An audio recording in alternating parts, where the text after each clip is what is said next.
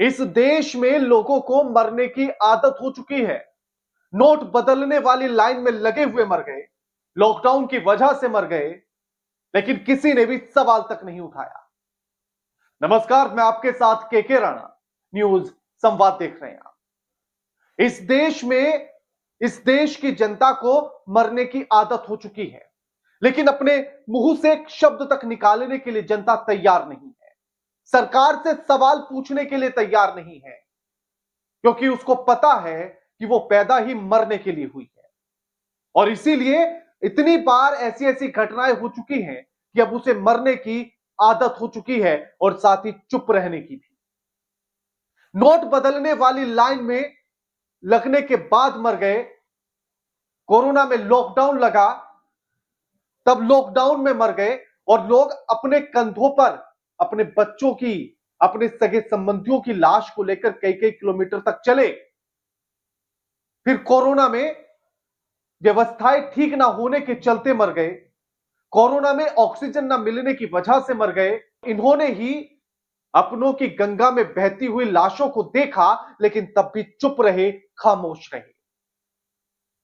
प्रयागराज महाकुंभ में भगदड़ हुई, उसमें मर गए। फिर दूसरी भगदड़ हुई, उसमें मर गए। नई दिल्ली रेलवे स्टेशन पर भगदड़ हुई, उसमें मर गए। लेकिन मजाल के किसी ने एक सवाल भी पूछा हो, मजाल के किसी ने सरकार से सवाल पूछा हो, किसी ने सरकार को जिम्मेदार ठहराया हो, किसी ने सरकार से यह पूछा है कि सरकार जवाब दो, आखिर जवाबदेही किसकी है। सवाल पूछने का मतलब ही नहीं है, क्योंकि अब तो आदत हो चुकी है। अगर आदत ना होती तो सवाल पूछा जाता। अगर ये मरना होता, इस मरने पर दुख होता तो सवाल पूछा जाता। मैं गंगा जी के सामने बताइए ना, हादसे में मर जाता, मुझे बहुत खुशी। लॉकडाउन की वजह से पैरों में जिनके छाले पड़े, लॉकडाउन में जो अपने मरे हुए की लाशों को कंधों पर लेकर कई कई किलोमीटर तक चले, क्या उन्हें याद है कि उनके किस वजह से मर गए थे? क्या उन्हें याद है कि ऑक्सीजन की कमी की वजह से उनके अपनों ने उनका साथ छोड़ दिया? क्या उन्हें यह याद है कि कोरोना में उनके अपनों को अस्पताल के भीतर बेड तक नहीं मिल रहा था? क्या उन्हें याद है कि उनके अपनों की लाशें गंगा में बही हैं? क्या उन्हें याद है कि महाकुंभ की भगदड़ में उनके अपने बिछुड़ गए हैं, उनके अपने मर गए हैं? नहीं याद है। अगर एक भी घटना की बात याद होती तो सरकार से सवाल पूछा जाता, लेकिन नहीं याद है। और सरकार सिर्फ आंकड़े छिपाने में जुटी है, सरकार सिर्फ आरोप प्रत्यारोप के खेल में जुटी है।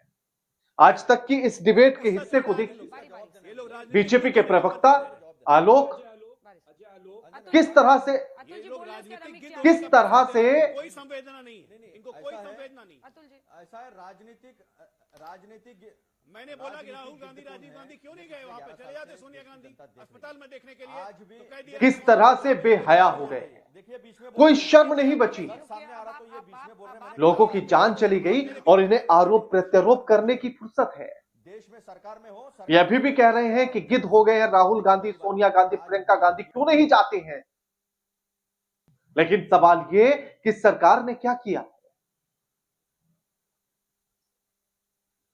और जब उनसे यह सवाल पूछा जाता है तो वो कांग्रेस पर आरोप लगा देते हैं। अगर कांग्रेस पर आरोप लगाने से इस देश का भला होता हो, इस देश की तरक्की होती हो, तो 144 करोड़ की जनसंख्या एक साथ आकर कांग्रेस पर आरोप लगाए। अगर कांग्रेस पर आरोप लगा देने से यह भगदड़ होना रुक जाए, सरकार के द्वारा की गई बद इंतजामी व्यवस्थाओं में और इंतजामों में तब्दील हो जाए, चलिए तो आइए लगाते हैं कांग्रेस पर आरोप, लगाते हैं नेहरू पर आरोप, लगाते हैं राजीव गांधी पर आरोप, लगाते हैं मनमोहन सिंह पर आरोप। लेकिन इससे आपके अपने बिछड़ना बंद नहीं होंगे, इससे आपके जो अपने सगे संबंधी मरे हैं वो जिंदा नहीं होंगे। सरकार पर आरोप लगाने से जो जिंदा हैं वो जिंदा रह सकते हैं, सरकार पर जवाबदेही तय करने से जो जिंदा हैं वो जिंदा रह सकते हैं।